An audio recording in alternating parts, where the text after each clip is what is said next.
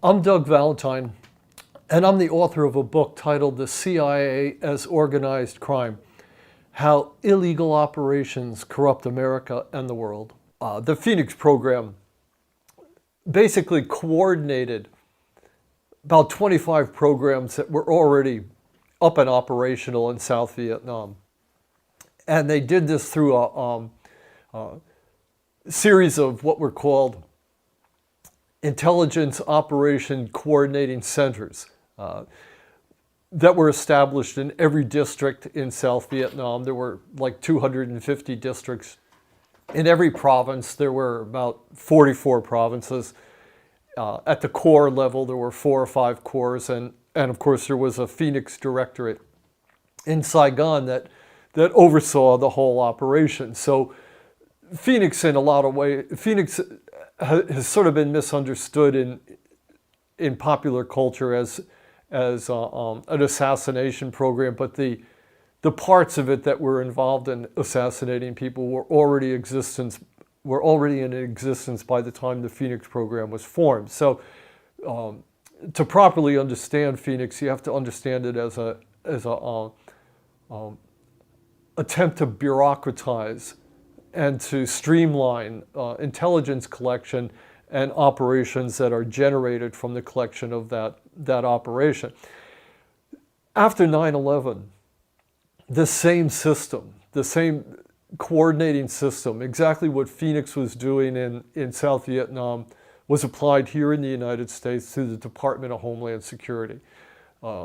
Within a month of 9/11, the Bush administration created what was called the Office of Homeland Security, which within a year, through Congress and legislation, congressional legislation, resulted in the Department of Homeland Security.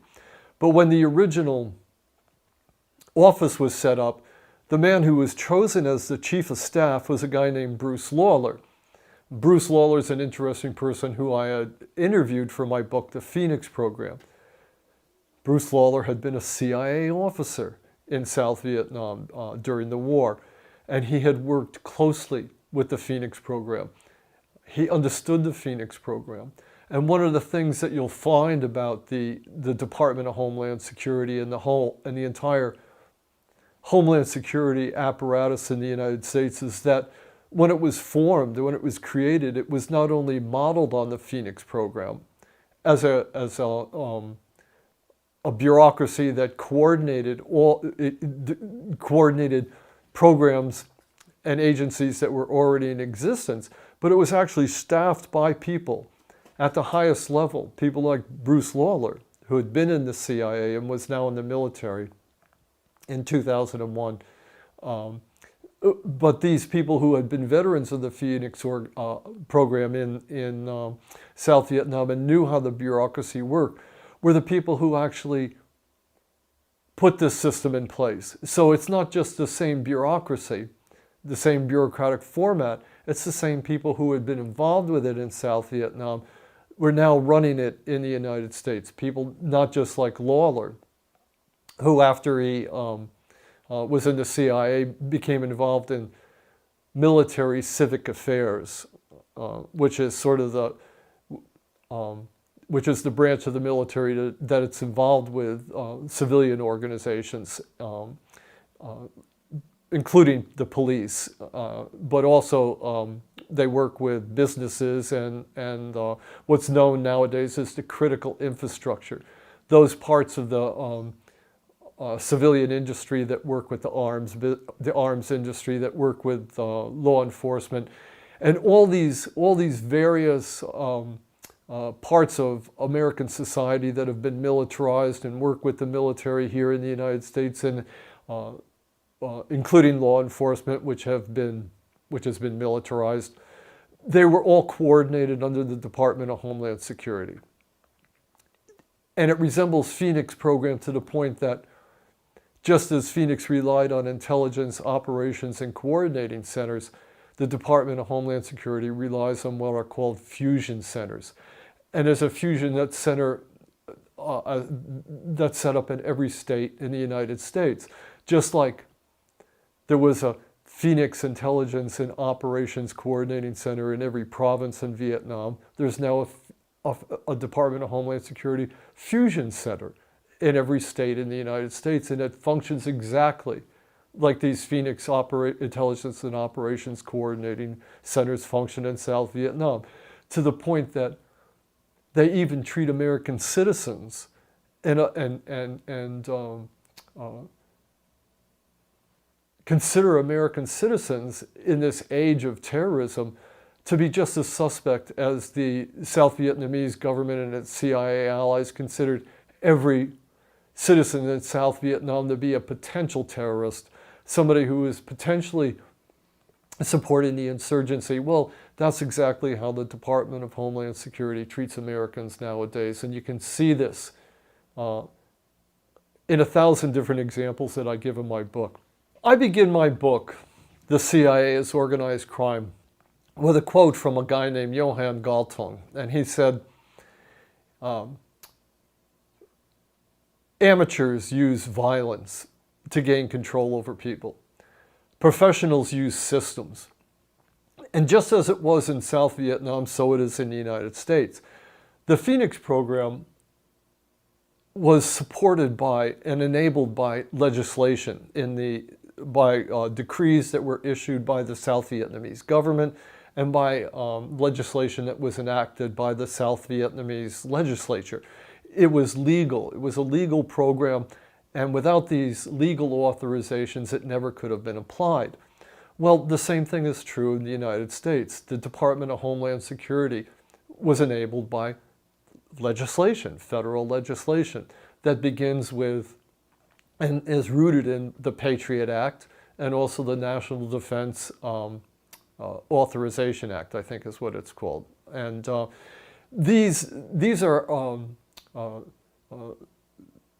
part of the United States judicial system. They give government agencies a mandate and tell them what they can do and what they can't do.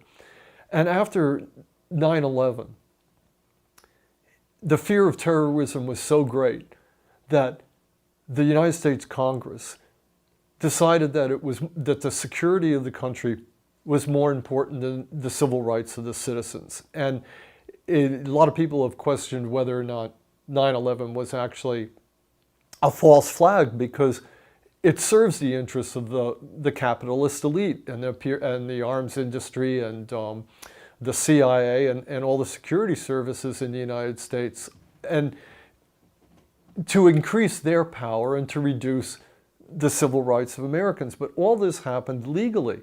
It happened through legislation and votes, and it very much appears that our elected representatives were really not representing our interests as citizens, because quite frankly, you're more likely to die from a bee sting than a terrorist act. But these really draconian measures have been put in place, like the Department of Homeland Security, the Patriot Act, the National Defense Authorization Act, which actually gives the government and its police agencies, the FBI and the Justice Department, the right to detain you without charge. And this was the legal basis for the Phoenix program in South Vietnam, that anybody could be arrested and detained without charge merely on the basis of suspicion. And now that legal basis for the Phoenix program, that an intelligence agency or a police special branch agency had only to suspect you of having ties to terrorism, could take away all your civil rights and could put you in a detention camp and hold you without charge for up to 2 years, simply on the word of an anonymous informant. Nobody ever thought that such a thing would happen in the United States. But legislation that has been enacted by your elected representatives has made these things possible. And where elected representatives have not been the ones to put these systems in place, these legal systems in place, which is actually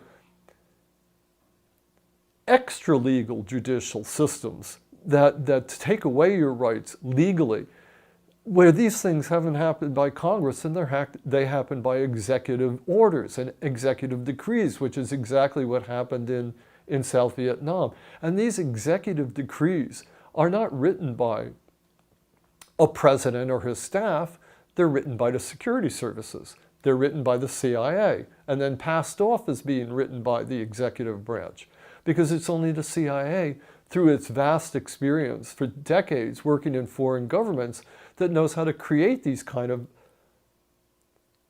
executive decrees, which they usually have issued by tyrants and dictators and used to take away the rights of citizens in foreign countries. Well, now they're doing the same thing here. And it's been happening incrementally. And it doesn't ever reverse. It doesn't ever subside or abate. Every year, the powers of the police and security agencies grow greater. They become more militarized. Their relationships with the military increase. And the people in our society who benefit from this, the arms people, the arms manufacturers, the prison industry, they're all happy with this because they make tons of money off it. And power, meanwhile, gets concentrated in those sections of the society, and people, through the massive psychological warfare that's waged against us, become more submissive and more likely to become informants and parts of this really repressive police state that's being formed. As a guy who was an English major, who studied English literature, and from the time I was 17 and started going to college, reading Greek and Roman literature and the Bible, the great works of literature that influence our culture and our society, I'm acutely aware that it's the stories that we are told and the stories that we believe that shape our reality. The same thing can be applied to what we think of ourselves as Americans and what it means to be an American. We're constantly told by the powers that be, by our government, by the businesses that profit from our belief in the stories that we believe about ourselves. The defense industry, again, the Hollywood and the media, they're all proponents of the same story, that somehow Americans are freer than everybody else. As I just explained in a previous section about how our civil liberties are being reduced under the threat of terrorism, which really doesn't exist. We're told that Americans are victimized. We're victims of, this is something that Trump is very famous for, that Americans are being abused by other countries. And after decades and hundreds of years of the kind of propaganda that we've been told, starting with things like the Declaration, which say that all men are free, when in fact huge sections of our society, including the black population and other minorities, are anything but free and have never been anything but free. We believe these stories, and the stories are part of us. They're integrally part of us. And military, psychological warfare operations, the CIA's psychological warfare operations are all basically dependent on these stories about us that we believe about ourselves, and they play on them. And it's not until we actually can free ourselves from the assumptions that we make about ourselves and who we are and what we are, based on these ancient stories and these old myths, that we can actually free ourselves as individuals to look critically at our own country. But first we have to stop believing the stories that we tell ourselves about ourselves as being exceptional, or being the best, or being the most free.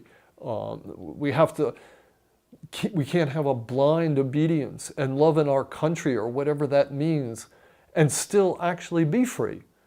And yet we delude ourselves. We believe these stories because they're so nice, and it's all we ever hear.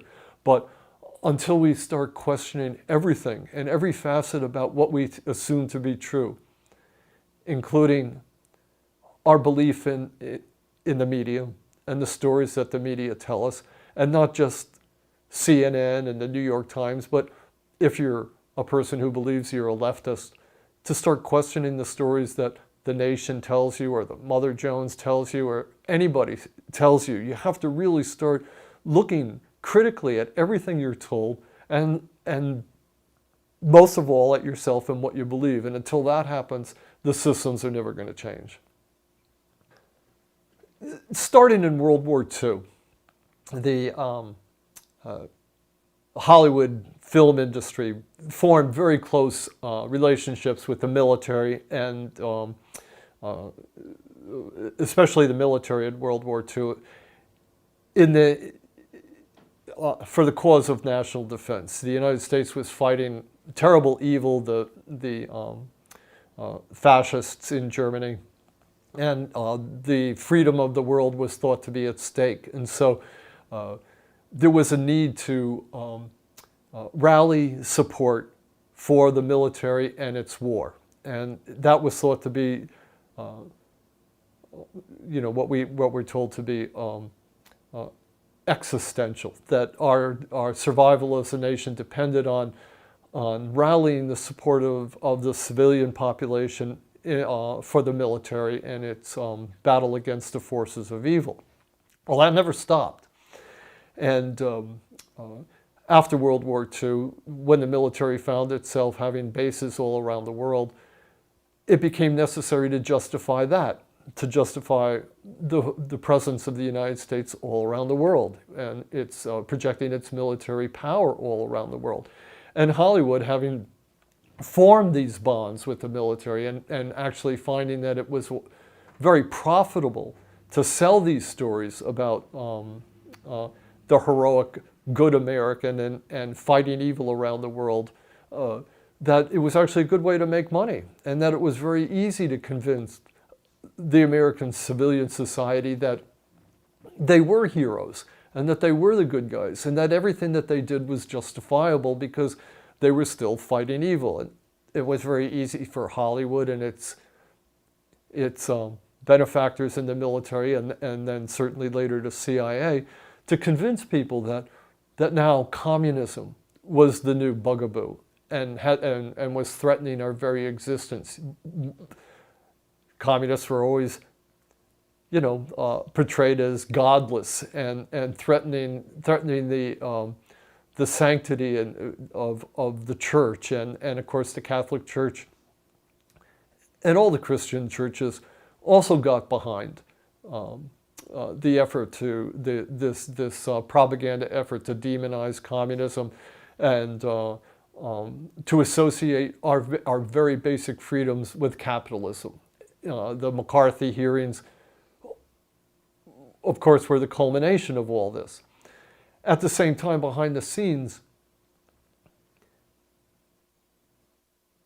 the 1%, our rulers, the people who were capitalizing off this, found that it was a very good way to make money, and that propagandizing the American people through movies that portrayed the military and the secret services as heroes who were fighting for truth, justice, and the American way was actually a great way to make money. And so the media, the security services, the military formed a very incestuous relationship. And that continues to this day.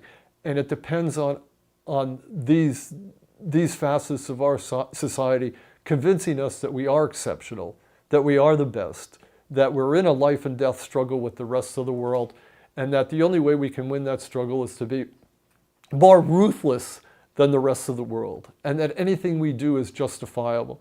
And after decades of Hollywood telling us this and TV telling us this, great segments of the society believe it, and they don't question anything about it. And even if they do question it temporarily, they're very frequently willing to just overlook it because it has afforded us a very nice lifestyle. And Americans do benefit greatly from imperialism and from having military bases all around the world, the subversion and sabotage of foreign governments, and the advancement of businesses all around the world. A lot of Americans have benefited greatly from this, and the rest of the population, a huge swath of it, is completely enthralled by the story that it's told. And no matter how much the evidence suggests otherwise, just can't shake itself from the belief in that story and that they themselves are as good and as important as they're told they are in the movies. After World War II, communism became the bugaboo, and the Soviet Union became the enemy. And even though, and one of the things the CIA did right after World War II was hire a lot of Nazis. Guys who'd been Nazis were now recycled and brought into the CIA. The Nazi rocket scientist von Braun went to work for the United States developing intercontinental ballistic missiles. So the Nazi past was forgiven, and Nazis went to work for the United States, including a guy named Reinhard Gehlen, who'd been the Nazi military intelligence officer in charge of operations against the Soviets in Eastern Europe. And this guy Gehlen became the head of the CIA's main intelligence operator into East Berlin and areas like the Ukraine, where the Nazis had intelligence agents during World War II. And this guy Reinhard Gehlen, on behalf of his new CIA masters, just activated all the agent nets that he had during World War II. The same thing was going on in Ukraine, although the Ukraine had very much large swaths of its population were fascists and were actively involved against the war against the Soviets and were enemies of the United States in World War II. After World War II, they became assets of the CIA. So the CIA has been developing fascist assets in the Ukraine for 70 years. And every year, since 1948, when the CIA went into operation, it has had a station in the Ukraine with a CIA officer who's running operations. And those operations have all been directed against first the Soviet Union, and after the collapse of the Soviet Union, against Russia. There's a lot of momentum that has built up over 75 years. Vast agent nets have been put in place. Sleeper agents have been in place for decades, and they're all working against Russia, which is why nowadays it's so hard for the mainstream media and the government to shift and even consider for a moment having good relations with Russia. NATO, its whole mandate and its whole reason for its existence has been to threaten and roll back Russia and eventually sabotage and subvert it and put it out of business. And Ukraine, the CIA's operations in the Ukraine are the cutting-edge vanguard of this effort.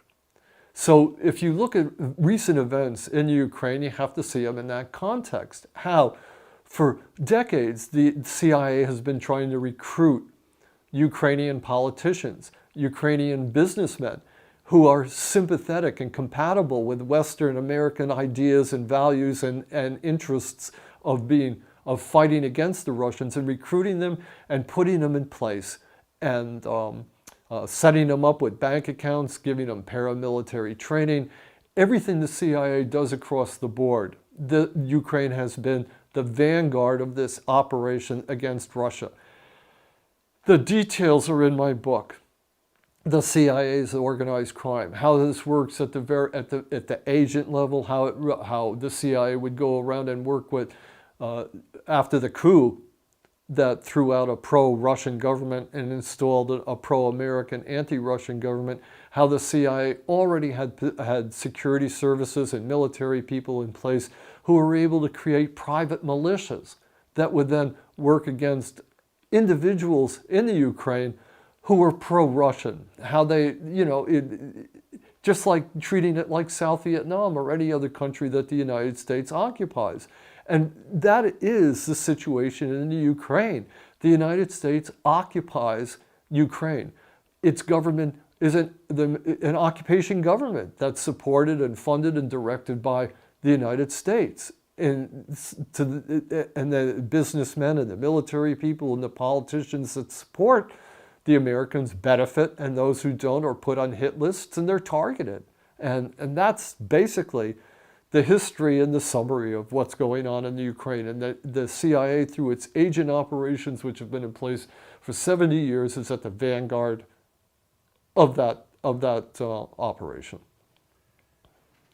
So is the intent and purpose of the CIA and American involvement in Ukraine to topple Russia, to balkanize Russia?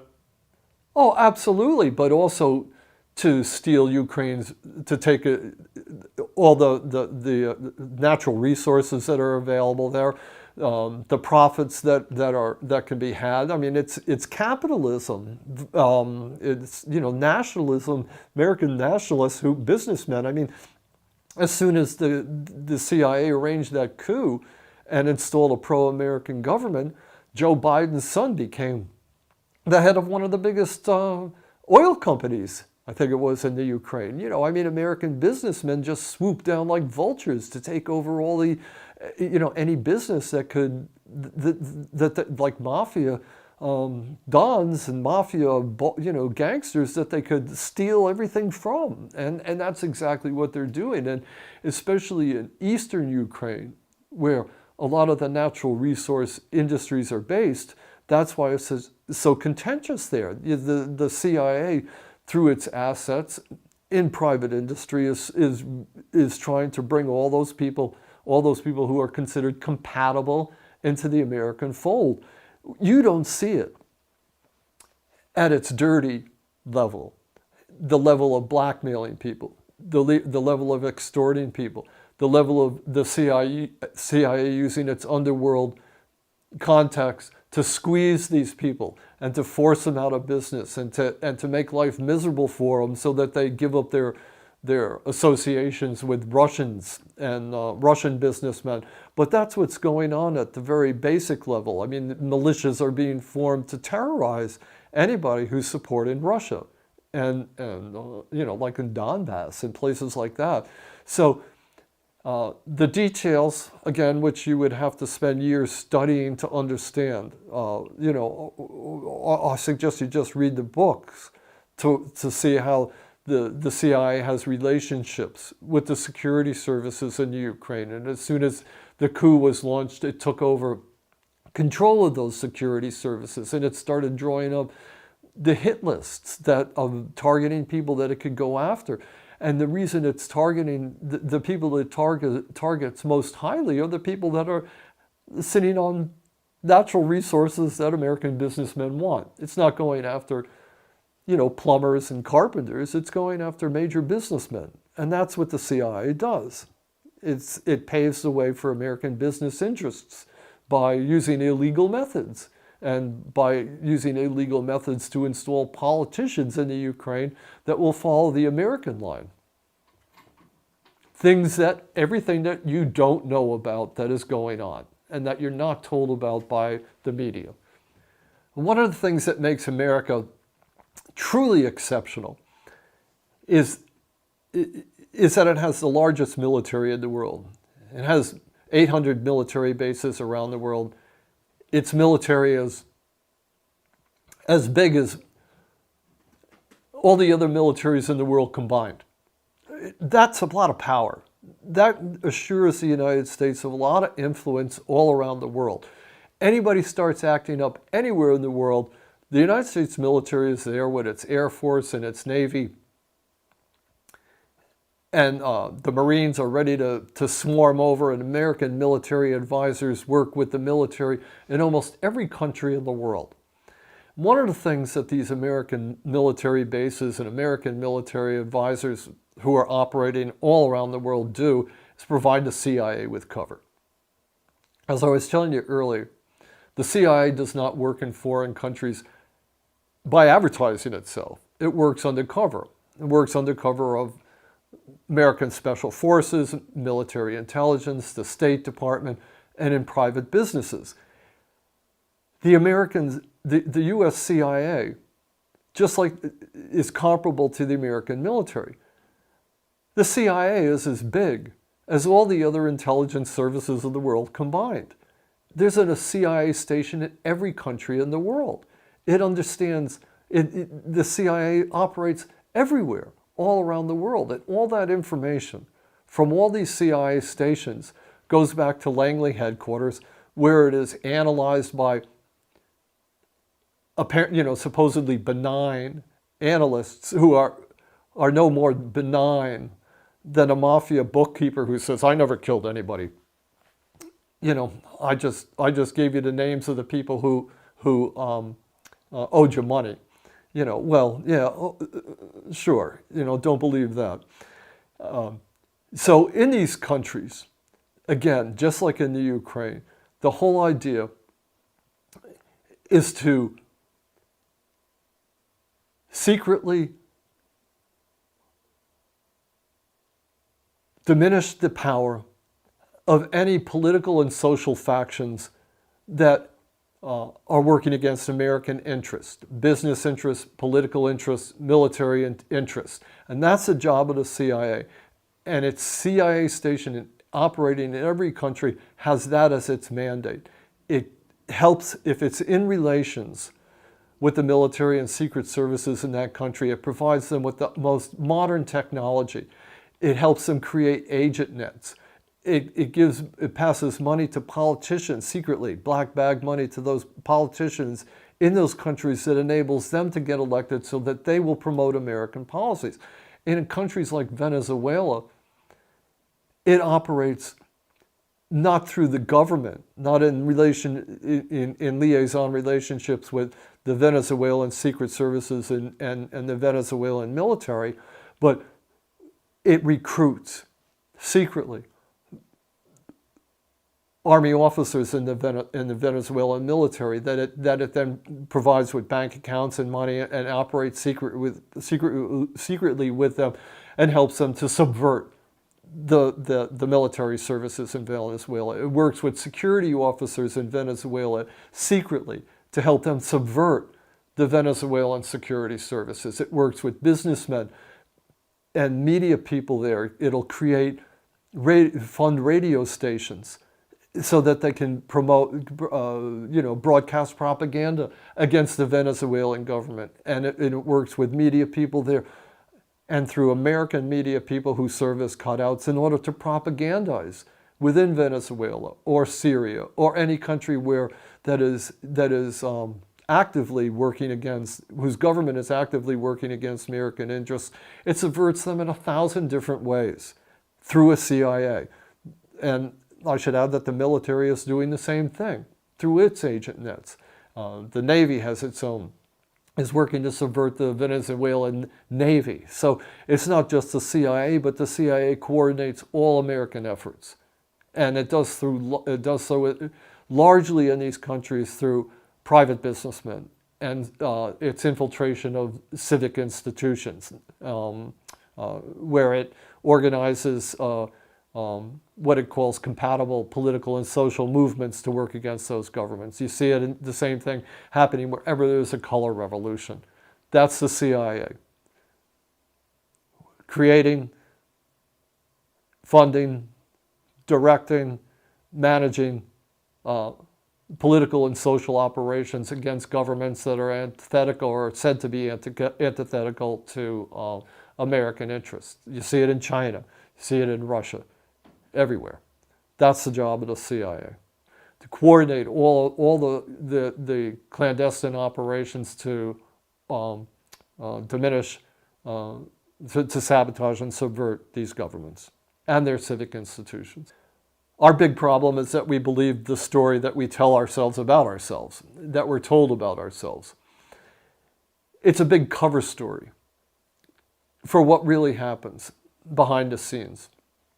The myth of the American hero, Arnold Schwarzenegger, any of the hero heroes that you see on TV, Tom Cruise or Matt Damon, or, you know, the American who's really just a good guy. You know, he may have to do bad things now and then, but he's really a good guy.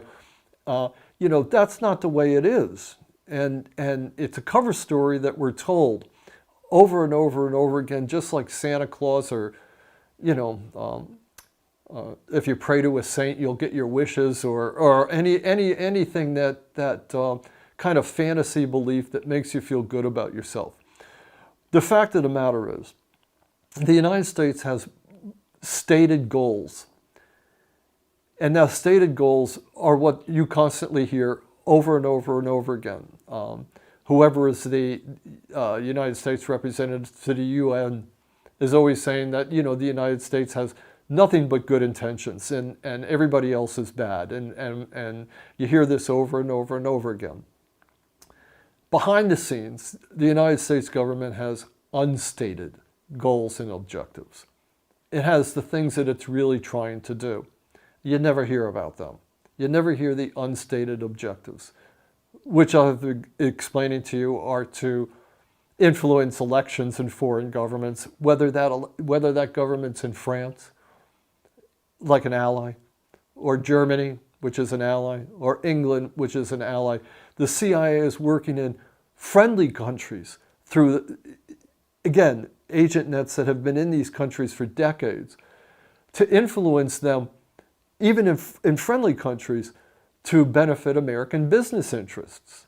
To put, you know, England's, you know, a supposedly friendly government, but if a labor government is put in place, you can be sure that the CIA is doing everything it can to subvert that labor government in a friendly country, and to work with the conservative fascist elements to try and make it possible, you know, for American arms industry to have greater sales in friendly countries. So they're doing it in friendly countries as well as enemy countries. But you're never going to hear that. The CBS and CNN do not report on CIA operations. They're not telling you that, well, now that there's a labor government in France, or a leftist has been elected in Germany, you can count on the CIA to start subverting that political party. But that's what they're doing, and they do it everywhere. And these are the unstated objectives of the government as advanced by the CIA secretly. And the entire judicial system in the United States has been structured by the powers that be to make it illegal for anybody in the media or any private citizen to expose these unstated policies or operations that the CIA is conducting. People in the CIA, if they were all of a sudden to come out of their shells and start talking about what the CIA does, I mean, they would, apart from being bumped off or killed, I mean, they would immediately be gagged, like John Kiriakou was, and put in prison if they tell you about the torture and the blackmail and the extortion that the CIA is engaged in all these countries, friendly and enemy alike. So we live in an alternative reality. You know, people, it cracks me up when people talk about alternative facts. I mean, you haven't got any idea. You know, they keep trying to make an alternative fact is apparently something that betrays the narrative that we're supposed to hear. The only facts are associated with anything that supports the cover story you're told about your government and its benevolence.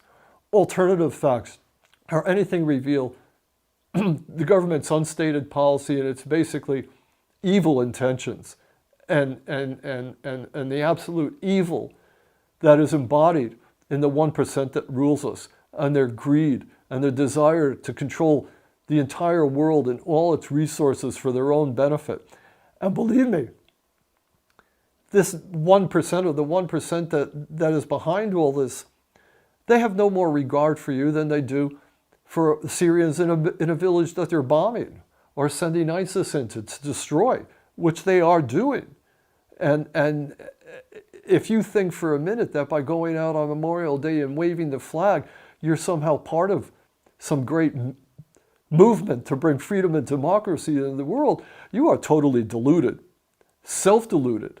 And the only way that this whole thing is going to end is if people start shaking themselves out of the delusions that they have imposed upon themselves through, often no fault of their own, but just believing in the lies that they're told. It's critically important to understand that the national security establishment, which has evolved since World War II, is actually part of something bigger, or it answers to something else, which is the establishment. And it functions on behalf of the establishment. And that establishment is the wealthy people who rule our country. Actually, the dictionary describes the establishment as a group of wealthy, powerful people who control a society or government through secret agreements. You look it up in Merriam-Webster, that's the definition, okay? A conspiracy of very rich, wealthy people in order to control goods and services, where we buy our things, how much they cost, the whole structure of society. The establishment controls the United States the same way the CIA tries to control foreign governments. It manipulates social and political movements. The establishment has created and manages both the Republican and Democratic parties. The heads of the Democratic Party and the heads of the Republican Party are actually both parts of the same establishment, and they have the same goals. And that's to make sure that income is not distributed to poor people, and that poor people keep sending their money up to the people at the top, whether you're a Republican or Democrat. The establishment makes sure that there is no third party, that there is no Green Party, that there is no political or social movement in this country that can challenge the status quo, which is that the Republicans and the Democrats are locked in a perpetual stalemate, and the establishment then continues to maintain its control over all the social and political movements. Now, the national security establishment serves the interests of that larger establishment by creating systems that assure that the establishment maintains its prerogatives at every point. Overseas, it's the CIA and largely the military, although since 9/11, the lines have blurred, and the military and the CIA, as the world becomes a global village, are having much more influence here in the United States. As I said, the legal decrees and legislation that enabled Phoenix overseas are now have been enacted in the United States, and we're losing more and more of our civil rights and our freedoms, and we're told that we're done. All this is done so that we can preserve our freedom, because we're fighting terrorism, which doesn't exist, and which, when it does exist, is actually a provocation on the part of the CIA and the U.S. military in order to assure the establishment here at home can have greater control over our political and social movements. So the national security establishment is composed largely of the industries that support the CIA and the military and the police. It's the industries that control what are called the critical infrastructure. The internet nowadays, which of course is a front line for a battle against enemy and friendly nations who are trying to influence here in our political and social movements here in the United States. But also the oil industry, the arms industry, all the industries that assure the United States of being exceptional and the most powerful force on the planet. Since the Declaration of Independence, since the formation of the government, our leaders have been telling us stories, which we believe. they told us that Thomas Jefferson told us that the Native Americans were savages that needed to be wiped off the planet Earth because they were subhuman. They told us that it was okay that black people should not have voting rights and should work as servants to white people. And we believed that for hundreds of years. And it wasn't until the 1960s that blacks got voting rights and civil rights. I mean, these stories exist and permeate the United States, that certain sections of this country are more human and more better and more deserving. And those things have never gone away. So at the very basis, at the very bottom, we believe stories about ourselves that are big lies and reinforce all the activities that we engage in and that we are thinking are right, but have actually been imposed upon us in our lives. Now, since World War II, systems have been put in place, primarily within the national security agencies, the national security establishment, that make it possible only for people who believe these stories to get jobs in the national security establishment. You can't get a job in the national security establishment if you are a communist. If you start out at a very entry-level position, you have to prove your loyalty to your sergeant, to your drill sergeant in the military. You have to give up all your individuality and you have to pledge obedience to whatever your commanding officer tells you to do. And if you want to become a member of the military, that's the way it is. You become, they strip away your identity and they create a new identity in which you're an obedient soldier. And you believe that you're doing this because America's survival depends on it. Well, it's the same thing in the CIA or the FBI or the DEA.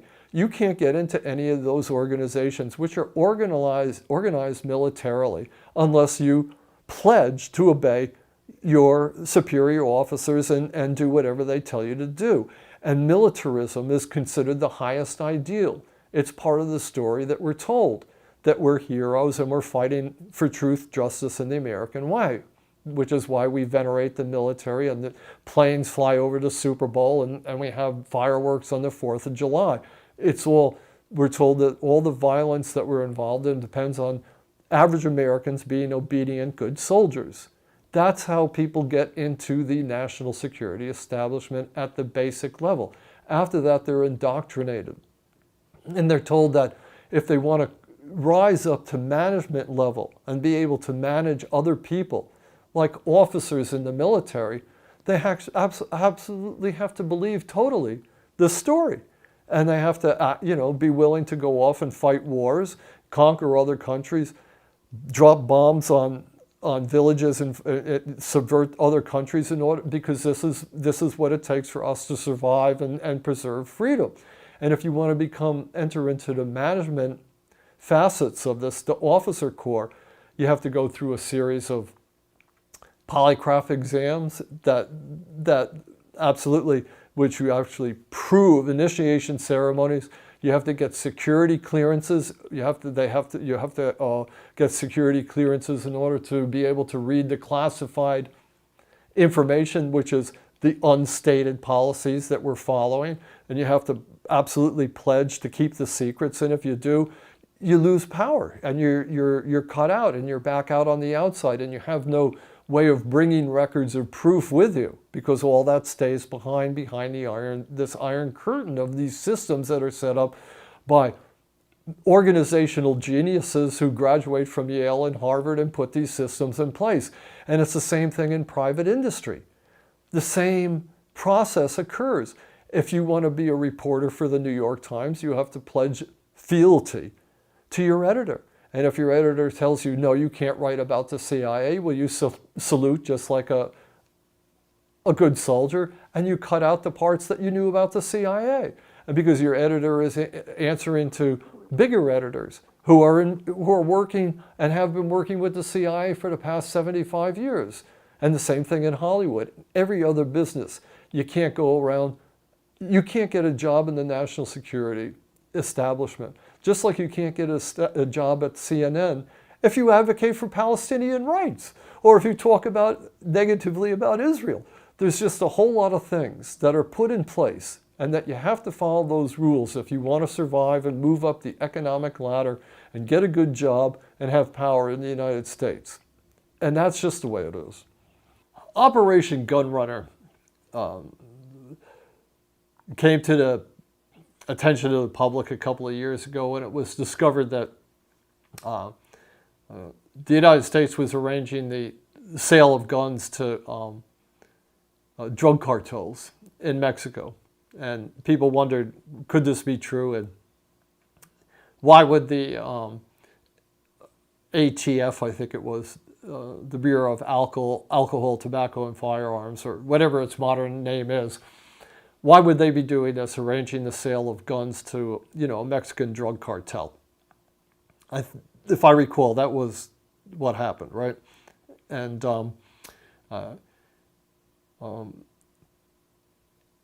it's symbolic. It's representative of what happens and what the CIA does around the world in many, many places. It has to do with many factors.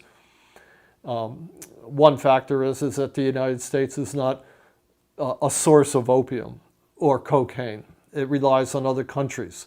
And the whole pharmaceutical and medical industry, their profits depend on the United States having control over countries that are source countries, and that steady supplies of these drugs, come to the United States. Another thing has to do with America's special relationship with Mexico, which has never been totally considered an ally of the United States. Of course, that currently Trump is on a permanent campaign to demonize Mexicans and the Mexican government. In World War II, it was as far back as World War I and World War II. It was thought that the Mexican government was conspiring with our enemies, with the Germans, and was actually a national security threat to the United States and would align with our enemies in World War I and World War II. So the unstated policy of the United States government has constantly been to destabilize Mexico. There are a lot of economic connections with Mexico, and the United States has this very interesting relationship where it relies for cheap labor to run its own agricultural business, and it has necessary relations with Mexico. It needs Mexican immigrants who are willing to work for very low wages in order to keep wages for Americans down. So it's a complex issue, but at the base of it is the need of the national security establishment on behalf of the establishment to continually destabilize Mexico. And this is done largely by providing guns and trying to manipulate social and political movements outside of Mexico City, in the northern provinces that largely border the United States, and through the influence of CIA officers who are operating in those areas, to keep the northern provinces that border the United States in a constant state of upheaval and chaos, working against the Mexican government, the central government. And this is done largely through CIA assets, providing guns to drug cartels and revolutionary groups that work against the central government. And in exchange, they allow these drug cartels, some of whom they actively support, one against the other. One of whom I can't remember the name off the top of my head, but one of the cartels which the CIA supported is basically formed of former members of the Mexican Special Forces, all of whom were trained by the CIA and the American Special Forces. And they split off from the Mexican army, and they formed their own cartel. And some of the arms that were found to be going to Mexico were found to be going to this drug cartel that the United States Secret Services actually put in business. And the drugs that come to the United States are considered, as always, um, acceptable because the drugs are funneled to despised minorities in the United States. It's made sure that the drugs that come into the United States go to the black community or go to poor people, people who aren't getting health care or considered criminal elements, who are the fodder for the burgeoning prison industry in the United States. I mean, I think, as you know, the United States has 5% of the world's population and 25% of its prison population. There are more prisoners in the United States, with, the land of the free, than like basically the rest of the world combined. And most of those people are black, or poor people, or people who are considered disposable. And it's just made sure through systems that have been put in place for 100 years that the arms go to Mexico to people that are selected by the CIA who work against the central government in order to destabilize the central government and keep Mexico weak and destabilized, and that the drugs then that come into the United States go to despised minorities who are considered just as disposable as enemies, populations in any other country, and provide profits for the burgeoning security industries here in the United States. Those are the unstated policies of the United States, and it's all managed and operated by the CIA on behalf of the establishment that benefits from it. I gave a talk to Veterans for Peace in Portland, Maine. And the lecture was called The War on Terror as the Greatest Covert Operation Ever. And I'd like to start talking about that with a quote from a guy named Johann Galtung. He said, "Personal violence is for the amateur in dominance. Structural violence is the tool of the professional. The amateur who wants to dominate uses guns. The professional uses social structure." This is the basis for why the war on terror is the greatest covert operation. And it actually begins with one of our major systems, one of our major social structures, the education system here in the United States. Everybody knows that the history of the United States is really quite skewed the way it's taught to us. From the very beginning, we're taught that Thomas Jefferson wrote the Declaration of Independence and America was a beacon of freedom and democracy.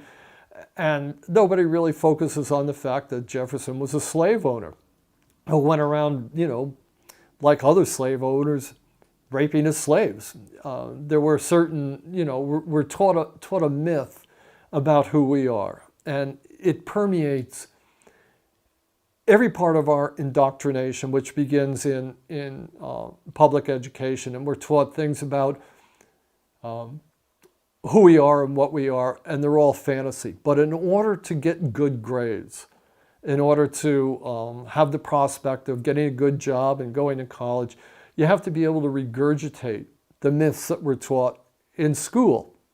And this whole system, public education and the private education systems, are set up by people who wish to dominate us.